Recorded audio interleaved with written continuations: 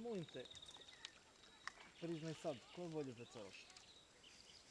Košika. Ajde ozbiljno te pitam, ko je bolji, jel ti? Riba.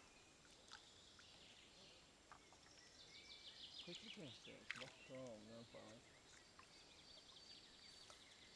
Daj, koji pripremaš sad? Kući bre, što ćeš? Ne vidim, ja.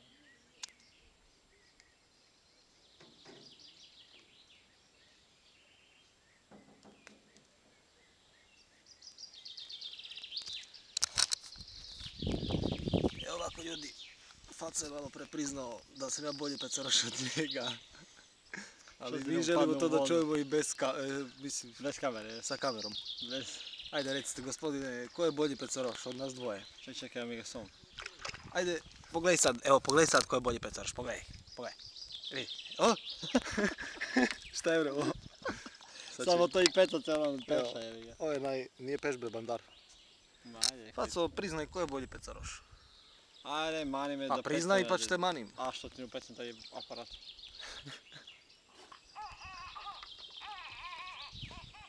Ej, plaću mi da te pusti. Dunav. Dunav ti sa Dunav, ne?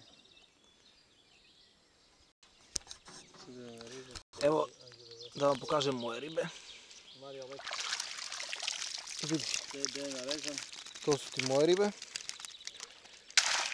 A da vidimo Facine. Facine imaju 2-3 komada. Ja dik. Ja sam ih jebao. Op, sad ću ti napravim. Ajde, ne mogu ja pecamo tebe šansu. Vidjeli ste Facinih 2-3, a da vidimo moje. Još jedno, mislim što vam kažem. Mislim, Faca neće da prizna pred kamerom da... Faco, priznaj, molim te i pustit ću te na viru. Priznaj. Priznaj kučko. Ko je bolji pecoroš? Priznaj kučko. Ko je bolji pecoroš? Priznaj kučko.